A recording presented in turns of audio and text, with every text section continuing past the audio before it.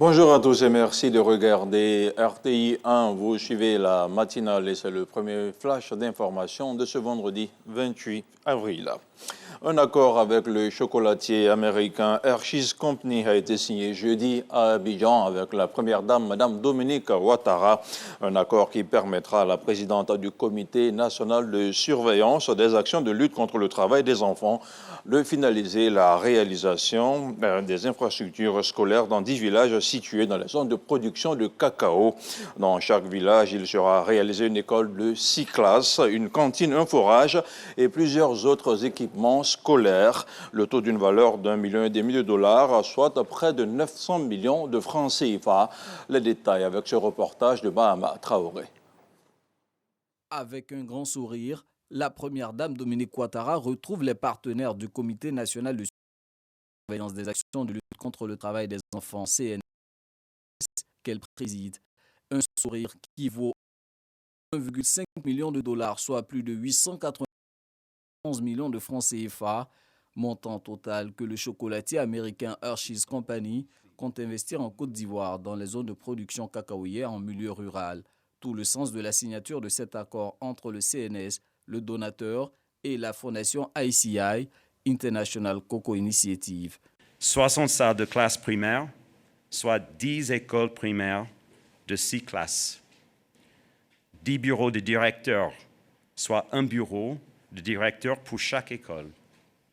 60 latrines scolaires, soit 2 blocs de 3 latrines pour chaque école. 10 cantines scolaires, soit une cantine scolaire par école. 10 forages d'eau potable équipés de pompes, soit un forage pour chaque école.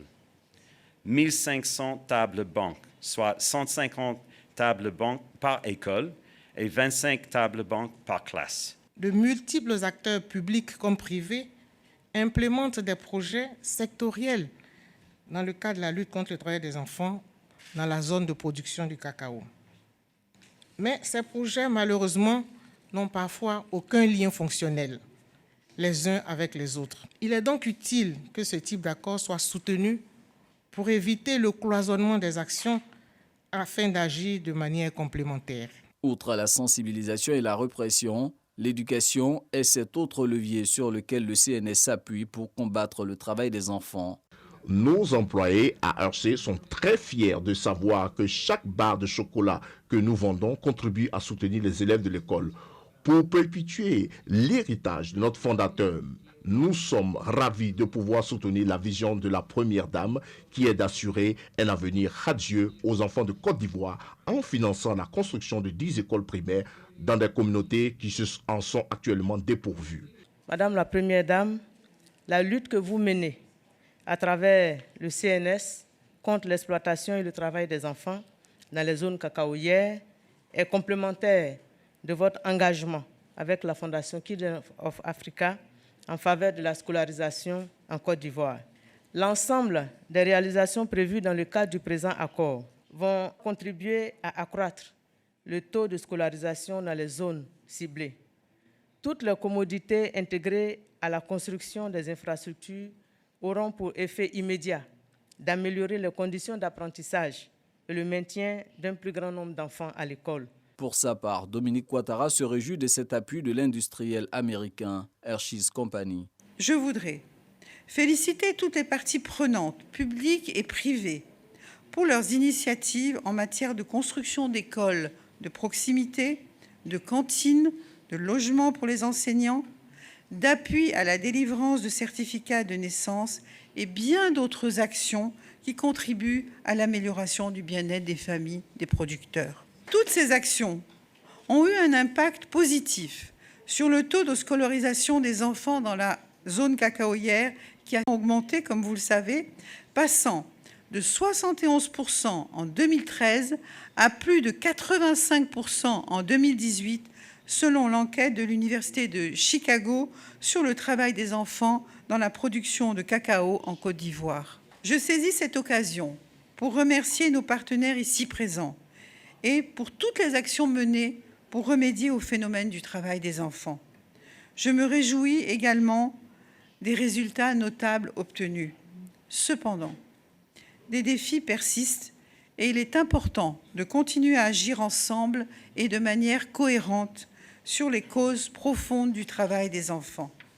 C'est pourquoi je voudrais remercier et féliciter l'entreprise Hershey qui s'est inscrite dans cette dynamique de construction d'infrastructures scolaires en prenant l'engagement de réaliser 10 écoles primaires entièrement équipées, 10 cantines et 10 forages dans la zone cacaoyère.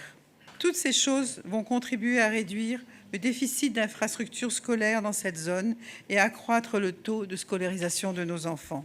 L'accord désormais signé place à la sélection des villages bénéficiaires, étape qui précédera la construction des ouvrages scolaires. Le CNS est chargé du suivi et de la coordination de ce projet, quand la Fondation ICI est chargée de sa mise en œuvre. Dans l'actualité hors de nos frontières, 33 soldats du détachement militaire de Ougarou ont été tués et 12 autres ont été blessés hier jeudi dans une attaque complexe d'envergure dans l'est du Burkina Faso, a annoncé l'armée burkinabé dans un communiqué. Des sources sécuritaires ont affirmé que les assaillants étaient lourdement armés et que certains soldats manquaient à l'appel. Rappelons qu'au Burkina Faso, les violences ont fait depuis 7 ans plus de 10 000 morts civils et militaires, selon des ONG, et quelques 2 millions de déplacés. Et puis, l'équipage de la Station spatiale internationale vivra aujourd'hui, vendredi 28 avril, un fait inhabituel. Pour la première fois de son histoire, un astronaute arabe va enfiler le scaphandre et va s'aventurer dans le vide de l'espace.